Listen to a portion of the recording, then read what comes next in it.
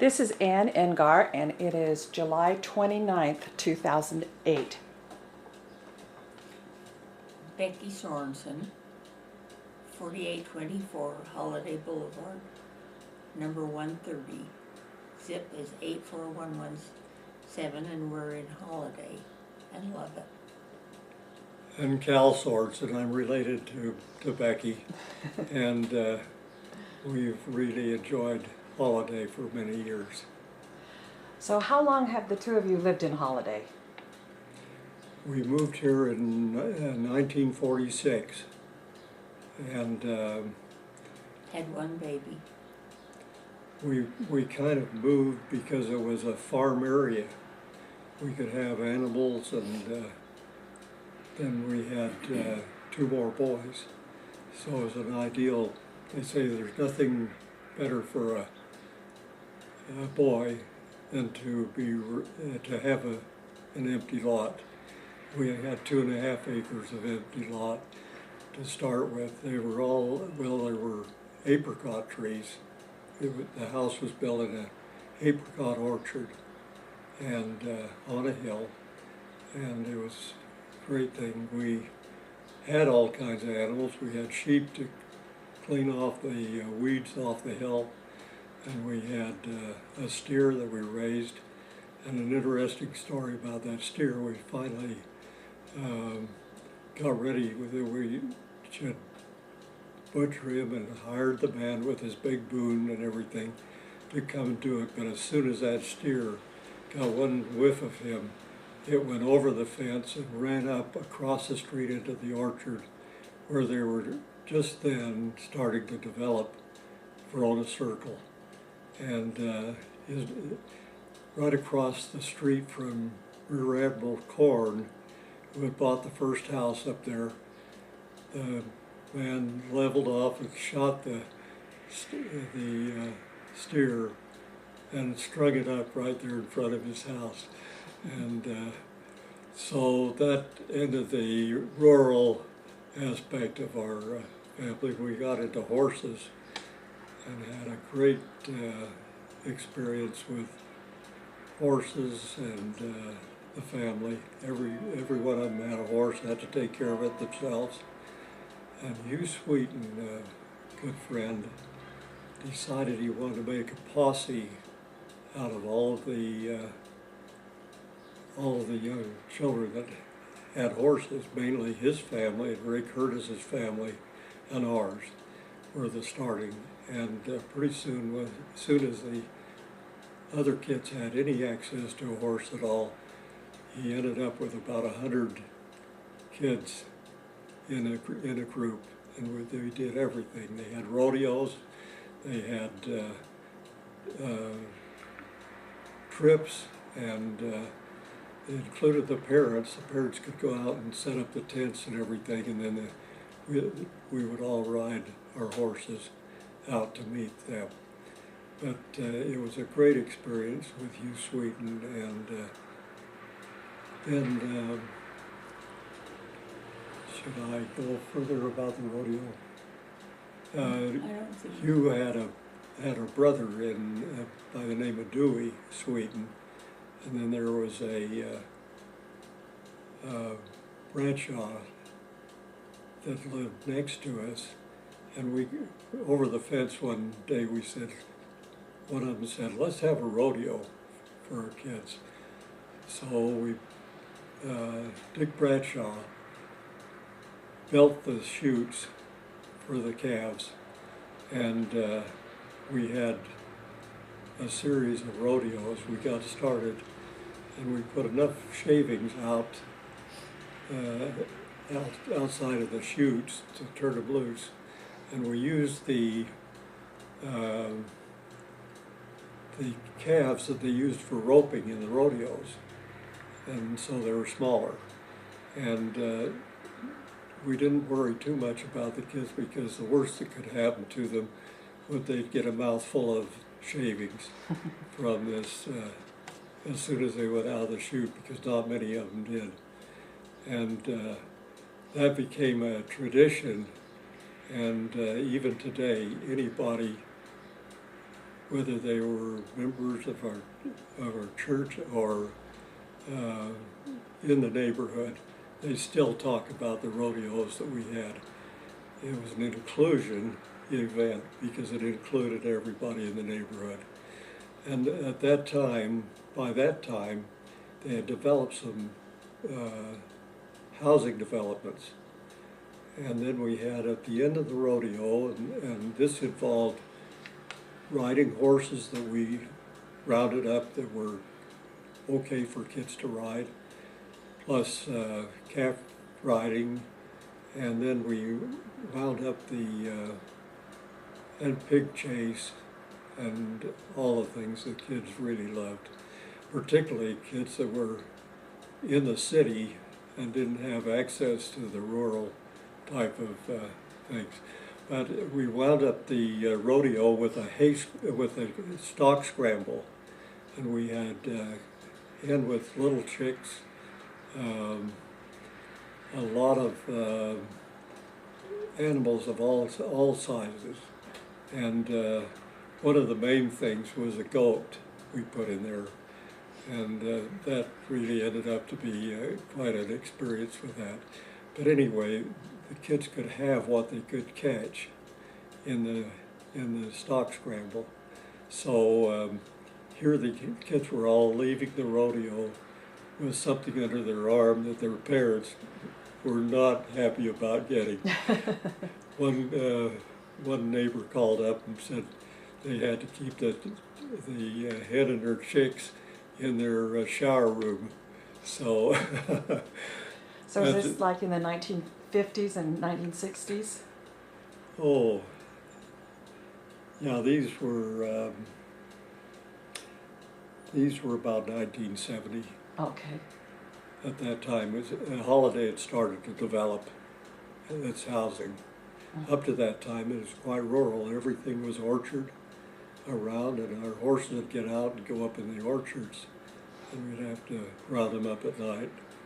And but anyway, the story on the goat is that the boy that caught the goat and took it home, about a half hour later, I get a call. Cal, can I bring this goat back? My parents won't let me keep it. And so I said, sure, bring it back. Then I'd get another phone call a few minutes later. Can I give it to so-and-so? Sure, that's okay. So pretty soon his parents would be calling up, and we ended up getting it back, so we had to keep it for the next rodeo the next year. And we had a lot of experience with the goat getting in our car and also coming up our steps and looking in at us when we were eating our dinner, and that goat became quite a member of our family. But we lived in a home that was ideal for a family, And where was it located? Where was it located? and it's located at 5144, which is only about a mile away from here. 5144 Holladay Boulevard? Mhm. Okay. Right on the hill there. It has a stone wall built by the CCC workers during Roosevelt's time, and The home is there now, and it's empty and it's very run down, so it's kind of a heartsick thing to drive by it and see what it is now from what it was. We had rolling green lawns in the front and a little barn at the side, and pasture down the bottom. It was wonderful. And while the rodeos were going on, the Relief Society, in those days we had money-making projects, so we decided to put on a barbecue dinner for everybody that came to the rodeo and charge them a minimum amount. Well, we got a neighbor that knew all about barbecuing pigs and things, and we just put our whole confidence in him, though, when it came to unwrapping them to see how they were doing. They were burned to a crisp. Oh dear. So we had to tear down the Meier's market, which was always a lifesaver, and get all these roasts and bring them home, put them in the oven, and finish cooking them. But we served out on the outside of the barn on the lawn, and checker tablecloths and the whole bit, and we made a pretty good amount of money in those days. But while they were doing rodeos, we were doing girly things. And you had 3 sons, and they were taking part in the rodeo? We had 6. 3, 4, 5 at the time. 5 sons at the time of the and a rodeo. daughter, Oh, great. and they all had horses. That's the first thing we did when we came out here was he bought all the kids a horse. So they all had their own horse and their own responsibility to see that it got fed. So it was a good education for the kids to teach them responsibility and how to take care of animals. Good. That you can't just feed them if and when you please. They have to be fed on time. Certain things. So it's been a good education for all of them. Tell how we check up on the boys when they came in at night. We had one boy that would, it was his duty to feed the horses or to check on the horses when he'd come in from a date. That way, it served 2 purposes. The horses were fed and we knew what time he was getting home, because he had to come check with us. And he said, Dad, you just need a computer so I know where the horses are and I don't have to come and ask you. So it served 2 purposes. And You sound like very wise parents.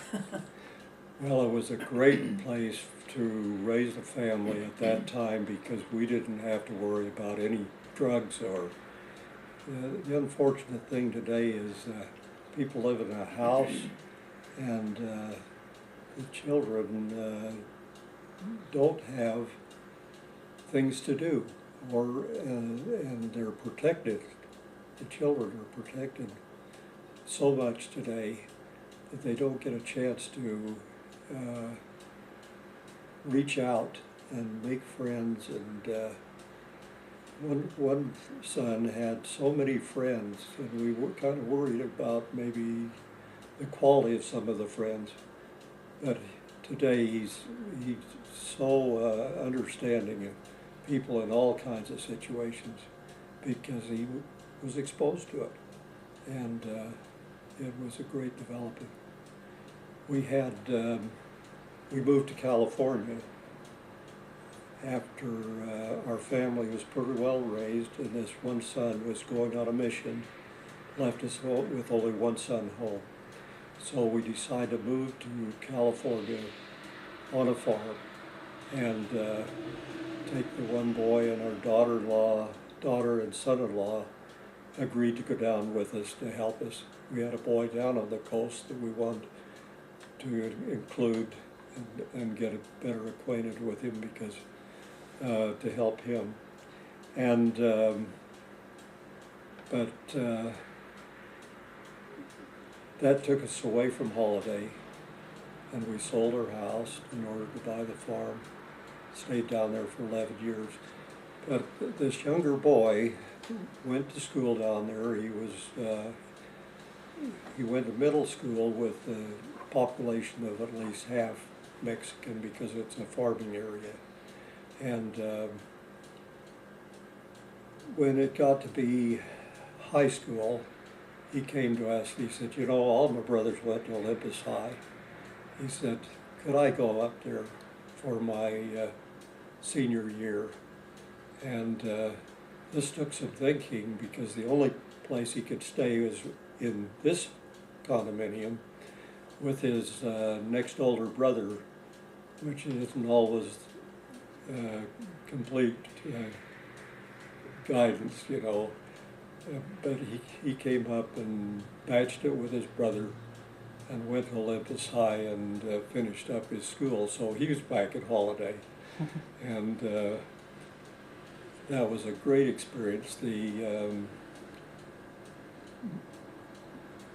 My brother Jenkins was his high priest group leader. He says, you know, he's more mature than anybody in our group.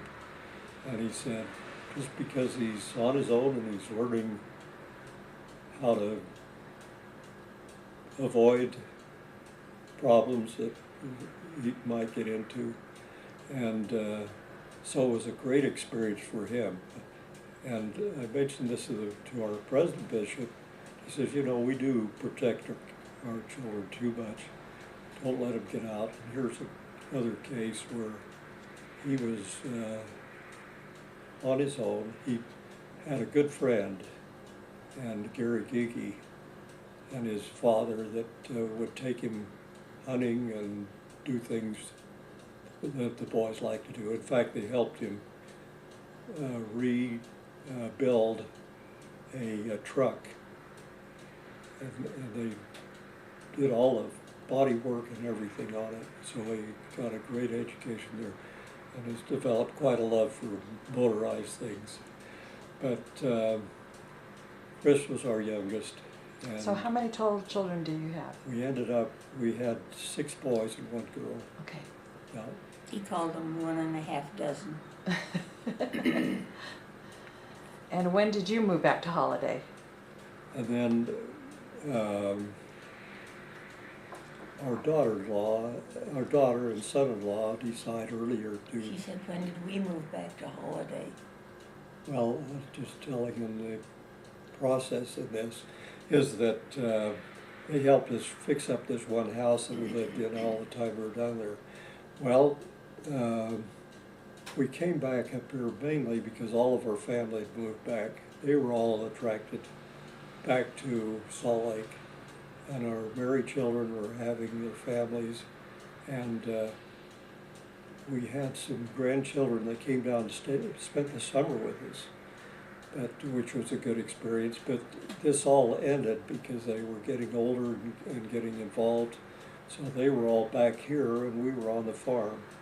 Our bishop had lost his job on a farm down there, and was left with about a $20,000 indebtedness and no place to live with 6 children. He wanted to know, came over to me and he says, I know you want to move back to Salt Lake. And he said, we need a place to live. So we worked out with him that he'd take over the farm and move his family into very small accommodations. We came back to Salt Lake, and this was in 1992, and we've been back here ever since. I'd like to just insert one thing, if I may, You may. concerning Holladay. This one son of ours, whom we call Soren, was quite an adventuresome kid, and he loved to swim. And in those days, the bus would come right past our place, and so he would go out and catch the bus. And the bus driver knew we never needed to worry about him, and he'd drop him off at the Deseret Gym. And then on the driver's next go around, he'd pick him up at the gym and bring him home and drop him off at the gate. That doesn't happen to very many kids, and it never would happen nowadays to just turn a 5-year-old loose and tell him to go swimming. And then his brother, who's a doctor and extremely intelligent, said, As a kid. I want to go downtown, Soren, will you go with me and show me how to get there? And so that was kind of a fun thing, and Holladay was just really out in the open, and we Tell him about him ending up out to Winter Dairy. Oh, another time, the Winter Dairy came along, and Soren just jumped in the truck and drove out to the Winter Dairy farm with the truck driver, and then drove back again with him. So he had all kind of adventures, and it couldn't happen any place but Holladay in those days. We just had, and then the roads were all covered with snow, and they never did do much plowing because there wasn't need for it. And Taylor's had a team of horses and a bobsled. And so we'd get a group of our friends together, and they'd hook up the sled and take us all through the fields that are now all these great big homes, get down to Knutson's corner and spin the buggy or the sled around, and some people would fly off and some people would be running behind it. Those just were such wonderful times in Holladay that we just treasured all of those times. Relief Society bazaars and all the things that we used to do that we don't do anymore. It was a choice experience. Who are some of the people that stand out in your mind as people that were either characters or people that you admired here in Holladay? Well, the Meier family that have the Meier's meat market, that's a story in and of itself. There was a whole bunch of them, all related, Meiers. And over where the Schwinn bicycle shop is now was the Meier's meat market. And people never did mind standing around for half an hour waiting to be waited on because everyone knew everyone, and they just all visit. And Mr. and Mrs. Meier, who were older, would just take people as they came and fill their order, and he'd take time to bone out a leg of lamb or pork or any of the things that take too much time now to do. But there was never too much they couldn't do for you. And Meier's were an institution, and they still are. They have this store on 62nd South, and they have another store over here on Holladay Boulevard. That's quite an institution. And then Ray Clark were really dear friends with us.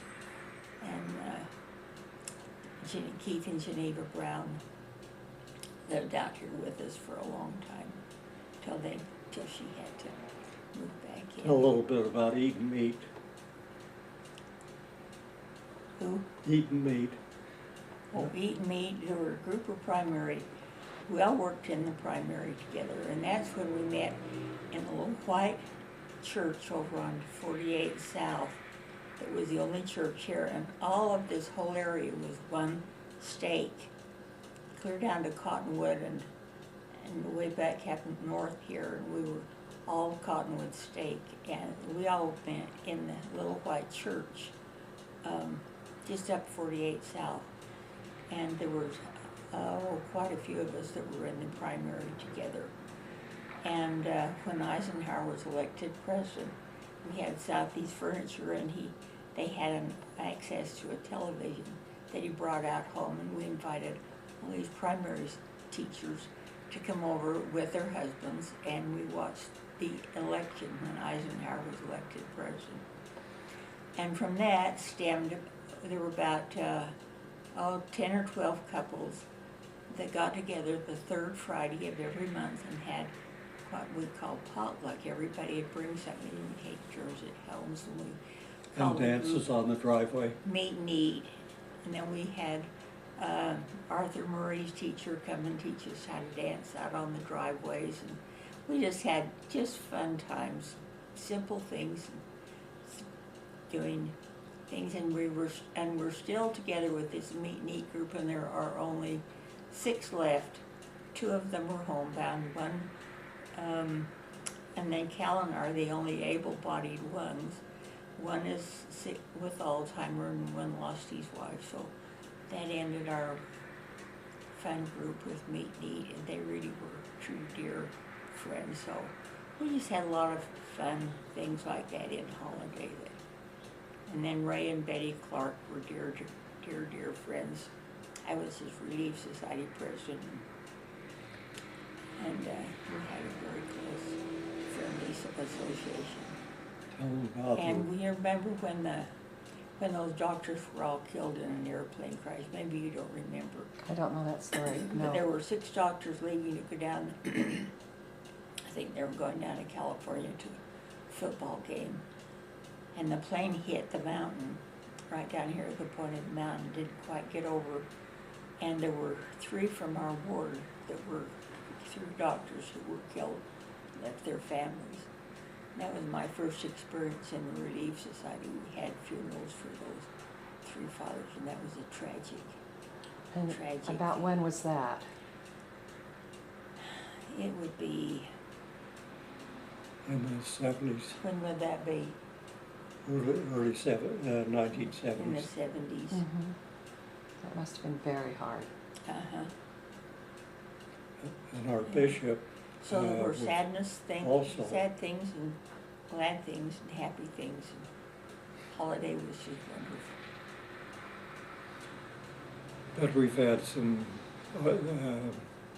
Bishop Ensign flew his own plane, and they'd had some repair made on it, but he took his family back to Chicago, where two of the boys were working. And on its way home, the plane fell apart and killed the whole family. Left one daughter here in Killed Salt. 5 in the family. And killed 5 in the family.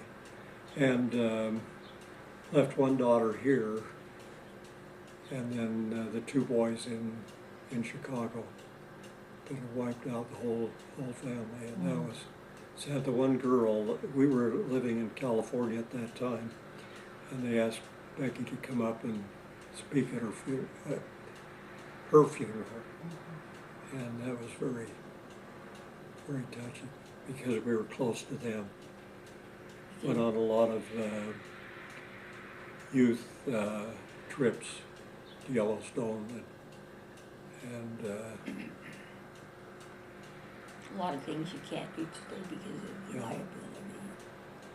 Things like that. But I had the Laurels and it was very close. We were just like a mother in her hands, mother the chicks with those girls. And it was a choice experience.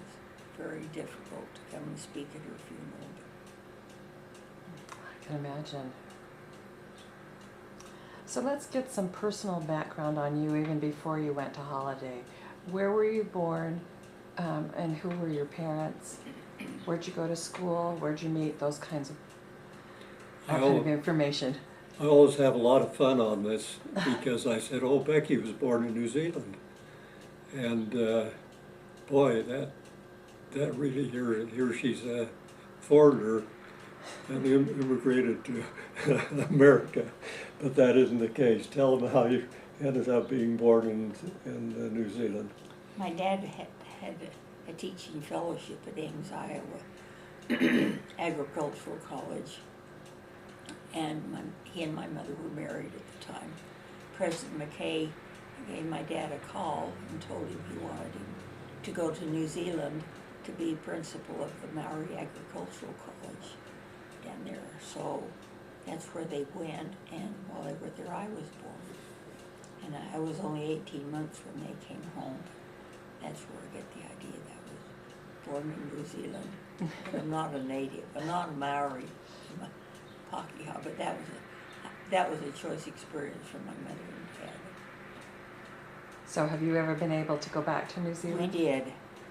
We went back in the old college, it burned down, and but there's still in some of the old building that's left pictures of my dad with his rugby team.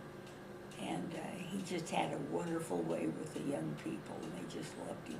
Had 60 boys that lived right there in the college. My mother was the only white woman. And we were in Hawaii one time, and we wandered through the Polynesian Center and happened to be in the Maori section. There was this handsome older gentleman with beautiful white hair and that beautiful tan skin. And so I had just happened to tell him a little bit about my background, and he said, oh yes, I carried you around on my shoulders all the time. Oh my. So that was a sweet experience. But And what were your parents' names? Leo and Max Sharp, Leo Binion Sharp, and he died at the young age of 47. But he had just had a wonderful way with the young people. My mother was reconciled to the fact that that's where he was needed. Because that was a time of the war when there were so many wars being killed. Well, she was pretty brave to be the only white woman around. And Cal, how about you? What's your background? Well, my father really was an immigrant from Denmark. He came with his family when he was 8 years old. They called him, his father, Peter, the rich Mormon, because he had enough money to build a house, but the house was only big enough to house him and his wife and one of the children. All the rest of the children were farmed out to be taken care of. My father worked for a man by the name of Kesko that had sheep, and he slept right out there with the sheep on the hills. And he tells about there used to be the Utah Outlaws, which is quite a interesting story about the Butch Cassidy. Of course, they glamorized Butch Cassidy a lot, but they knew the routes through Utah, the water holes and all, and they'd steal the cattle and bring them into Utah and keep them because they weren't branded. And one night he tells us that he had one of the Utah Outlaws, and unfortunately I never got his name real straight, came down with him and asked if he could have dinner with him. So he had dinner with one of the popular Utah Outlaws. Everybody knew where they kept their horses and that, but they were kind of Robin Hood kind of guys. And the people liked them, and they were good to the people. But they did. And of course the story, you know, Butch Cassidy never shot anyone. But he backed off even one time when he would have had to. But they raised havoc with the Easterners that come out, in particular with their cattle. So that was quite an experience for him. My father was very industrious. He didn't take him long before he was running a hardware store in Ephraim, and it evolved to mother wanted to get to, when my older brothers and sisters were getting the age to go to college, mother was pushing to get him to move to Salt Lake. So he took a job selling mallet iron range in Idaho, and he had the agency for Idaho and Utah, and was doing very well as a traveling salesman. And then they decided to open a store because Horace was going to university, and they decided to open a store in Sugar House to sell what they could monarch ranges here in Salt Lake, on the outskirts of Salt Lake. So that's the way the Southeast Furniture got started. Not in that location. They later bought a building that was up for auction and got into furniture, and about that time Morgan was old enough to kind of work and handle the furniture end of it. And then Gordon came along and was good at detail. So my three brothers, Horace was a very industrious, ambitious guy, and father, and then Morgan took over the furniture and watched that develop, and Gordon in the detail, and was personnel, took care of the personnel and all of that. So when I came along, I was baby tended at Southeast Furniture because my father took me out there at a very young age, and he had me dusting and selling lining for the multiple iron ranges. My job was to help people on something that the salesman didn't want to have anything to do with. So I got my teeth cut on the store and spent my whole life. So when the war came along, I went in the service, and when I came back, I didn't know whether there'd be a place in the store or not. And I went to law school. But then father died, left me some stock, so I decided I better get in the store. The only thing that was left was the carpet. The carpet department was in a shambles because they hadn't been able to sell. Number one, they weren't able to get it, and when they did get the carpets, they had to cut all the rolls up into rugs They wouldn't let them sell any carpet jobs, so carpeting has that.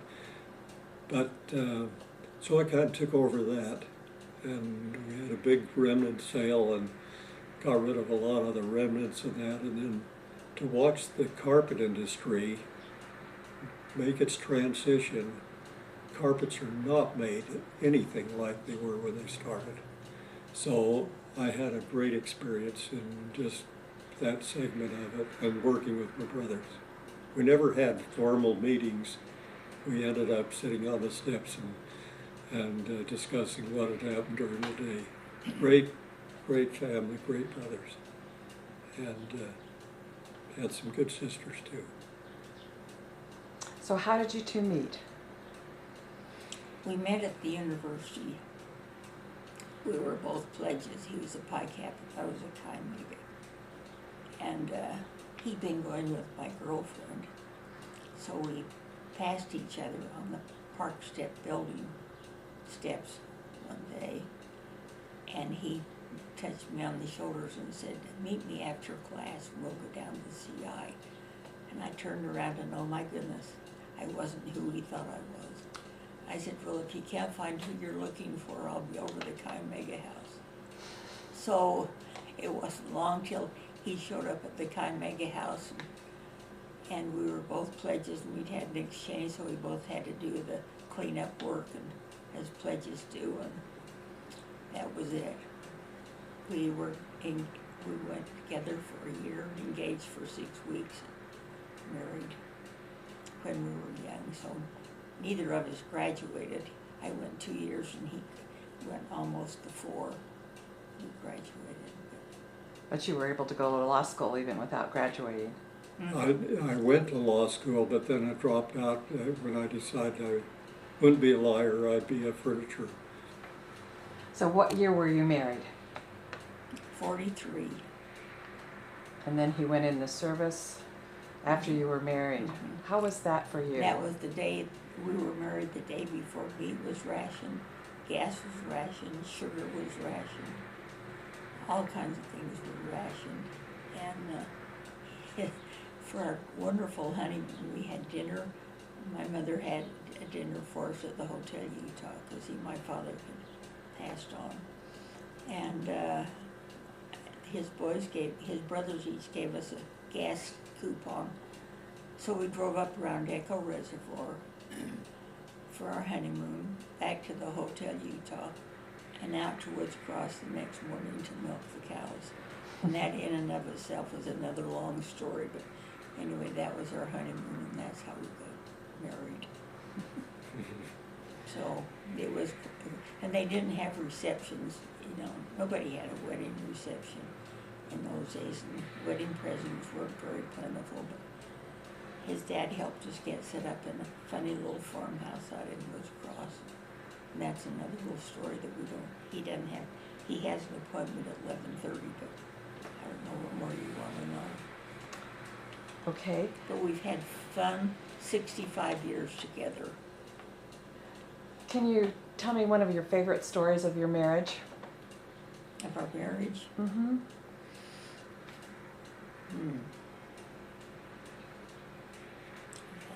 I'm going to leave this to Becky. You're not going to commit I'm yourself, leave huh? this to you.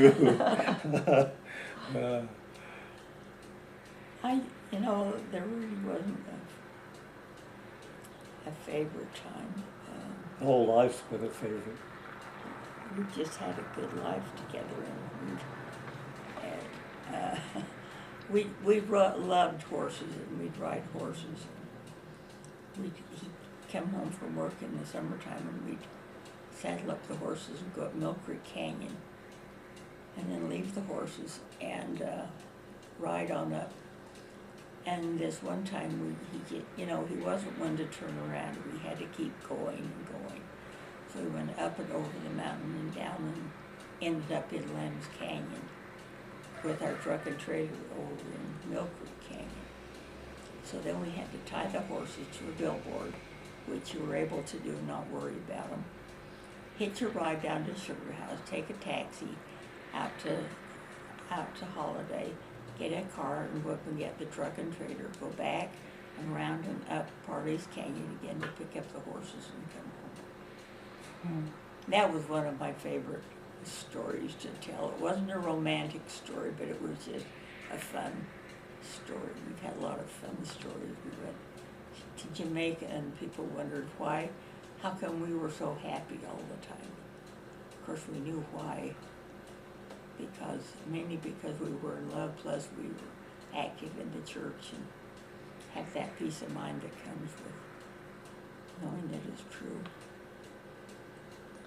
Do you have any family traditions or songs or jokes or anything like that that you'd like to share?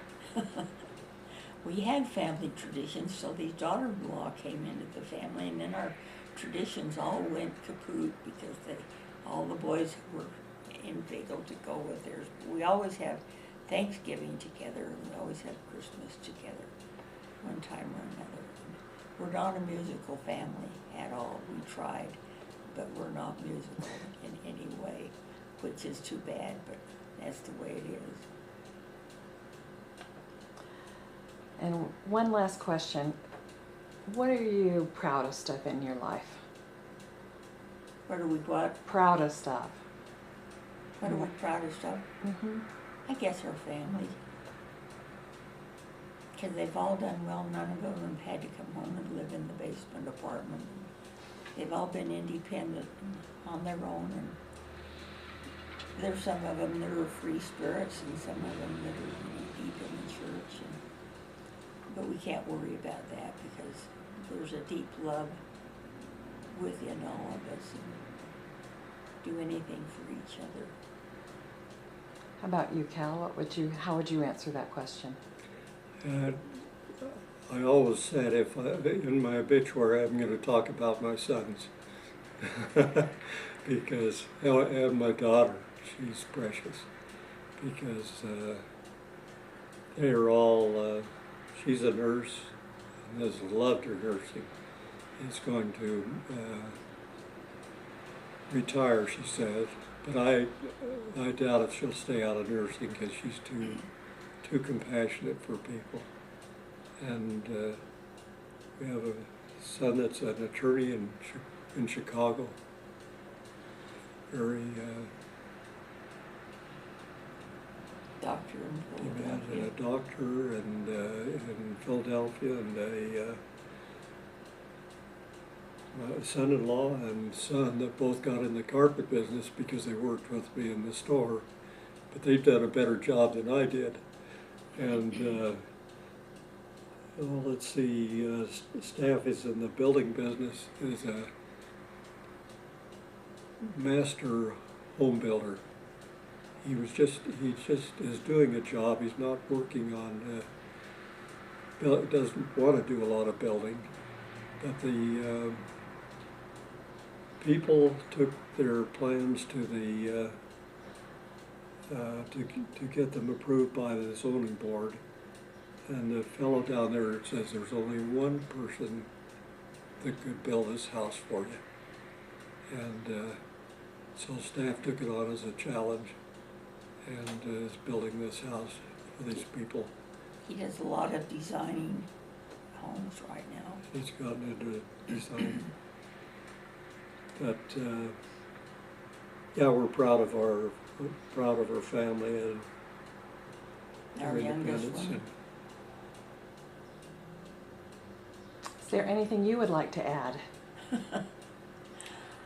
I just have a special relationship with all of our family. And, you know, a mother and a son, there's something kind of special like there is between the father and the daughter. But our one son took us to dinner last night. Never leave, but he doesn't say how much he loves us. I love you, Mom. I love you. You know, and they all do that, and they all are so good. They're just good to us. They're just wonderful. We have had no contentions or no family arguments like a lot of families do. Just figure that there's nothing that's worth having an argument about. Well, everything in our home Becky loves her home, but everything in our home has some tie to one of her family. The picture on the mantle, our son painted from, and is the Sharp Farm out on 21st South. And all of the family, there are probably 30 of them, he made, had prints made. And our pictures above of the what was it? That's the old Sharp home that my father was born in. And it literally fell down. It was an old adobe home, 3 adobes thick, warm in the winter, cool in the summer. And it literally, the side that you can see in the picture, plus around the back, literally just disintegrated and fell down. But the last hurrah for that home, we all got together as a whole big family and had a Christmas party out there. We put Christmas trees up. Of course, the house was empty, but sure brought back a lot of memories. And where was it located? It was on Redwood Road in 21st South, which is now a big industrial area. And the freeway came right, we had 128 acres. And the freeway came right smack dab down the middle of the farm, so it was divided. So my brothers, well, we all took the one side and sold the other side for home development. But the side that my brothers and I kept were all industrial. Anything that he ever did was, all of his work with watercolors. This is your son that did it, and this is your family cabin. He's a son, he's the one that designs and builds homes. And where's the cabin located? I didn't hear what she said. Where is the cabin located? It's in Beaver Springs, 9 miles up Oh, Weaver Canyon from Oakley. Wonderful. All right, anything else you wanted to talk about or show me? We just appreciate your interest, and you know, we have memories in that, but not everybody's interested in somebody else's Well, history. thank you very much. So- It's been a delight to be with you. and we do know that we've been active in the church all our lives, and I know that's been a great benefit to our whole family. Thank you.